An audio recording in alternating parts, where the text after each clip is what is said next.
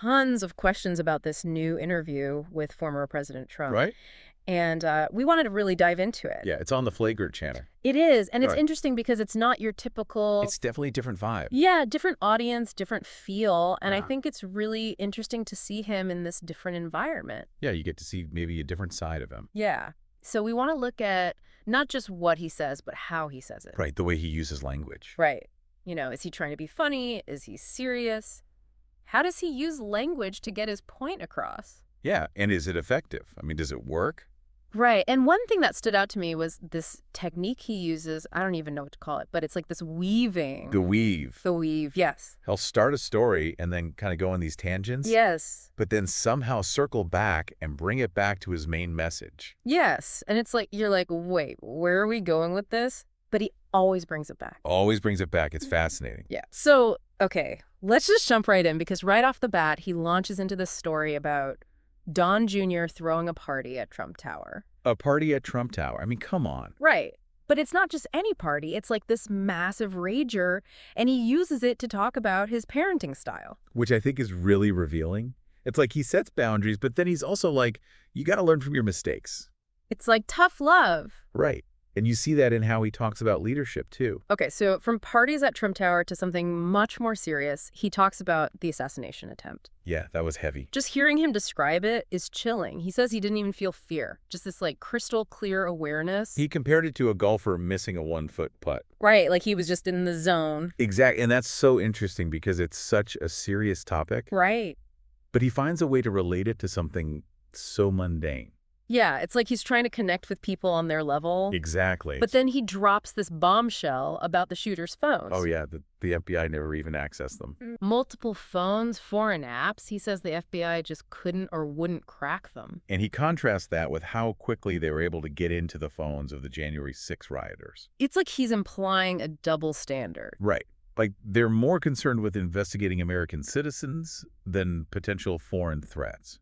And he even hints at who might be behind it, mentioning Iran. Which he brings up several times in the interview. Right. It's like he's planting that seed of doubt. Exactly. And then there's that line about bombed into oblivion. Intense. He's basically saying that if he were still president, any country that messed with a former president would face serious consequences. Yeah, he's all about projecting that image of strength. Right. Like, don't even try us.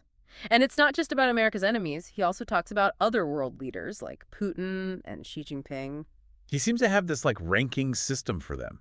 Yeah. You know, based on their strength and their deal-making abilities. Yeah, it's like he respects those who are willing to play hardball. Exactly. He even calls Modi a total killer. Mm.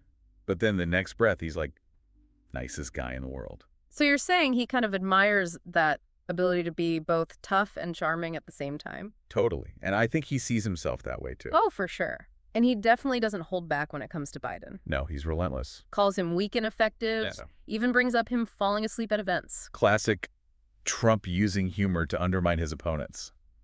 Yeah, those nicknames too, right? Like Tampon Tim and Comrade Kamala. It's all part of his strategy, make them seem less threatening, less competent. But does it work? I mean, it seems like people either love it or hate it.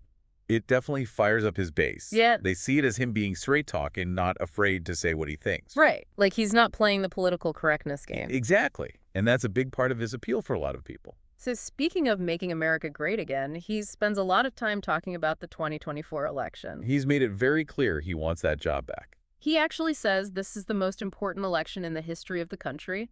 No pressure or anything. Right. And then he says people only need to vote for him once. After that, we're not going to need it. Now, that's a statement that got a lot of people talking.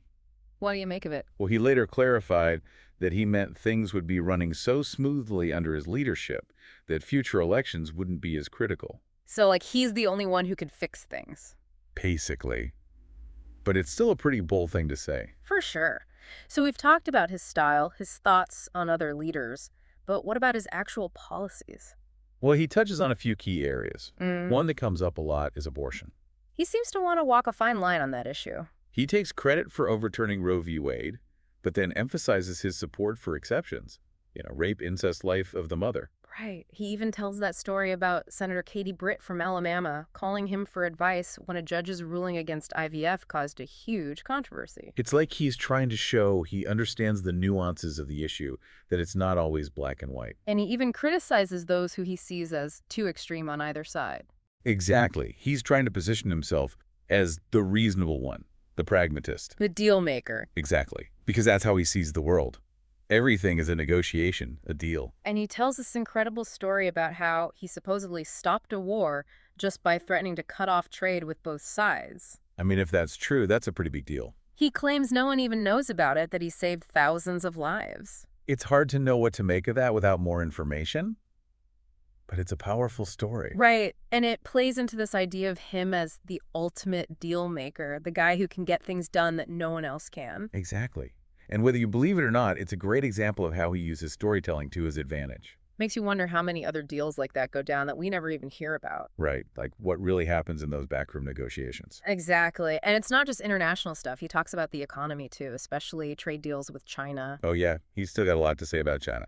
He brings up tariffs, bringing back manufacturing jobs, how he was playing three-dimensional chess while everyone else was stuck on checkers. There's that confidence again. Right, like only he knows the winning moves. And it's not just China. He talks about the electric car industry too. Oh, yeah. What's his take on that? He criticizes the current administration's approach and says he could have gotten Elon Musk fully on board with his vision. Elon Musk. Now, that's an interesting pairing. Right, like imagine those two in a room together. The art of the deal meets the tech revolution. Exactly. Speaking of deals, did you catch that part where he talks about wanting to make a movie about his life? No way, seriously. Yeah, and he wants Brad Pitt to play him. Oh, come on, that's too good. I know, right? Only Trump could pull something like that off. It's like he sees his life as this Hollywood blockbuster. Totally. Yeah. But even with all the jokes and the swagger, he does get serious at times. Especially when he talks about his legacy. Yeah, how he wants to be remembered. He wants to be remembered for making America great again, for strength, for unity, for standing up for what he believes in. Even when it's unpopular. Exactly. He knows he's a polarizing figure, but he owns it. That's for sure. He even seems worried about the future of the country. Calls it a nation in decline. Yeah, he definitely taps into that sense of anxiety that a lot of people are feeling. But then he pivots right back to optimism. Classic Trump. Right. He says America has tremendous potential. It's that mix of pessimism and hope Yeah. that really resonates with his base. Totally. It's like he's Right. saying things are bad, but don't worry, I can fix it. And people buy it. Well, we've covered a lot of ground here. Assassination attempts, trade deals, the future of America. But now it's your turn. What did you think? What surprised you? How do you make sense of this complicated, contradictory figure? Because ultimately, it's up to each of us to decide what we make of his words, his actions, his impact. This is just the beginning, a starting point for your own deep dive into the mind of a former president. A man who continues to fascinate, frustrate, and dominate the conversation.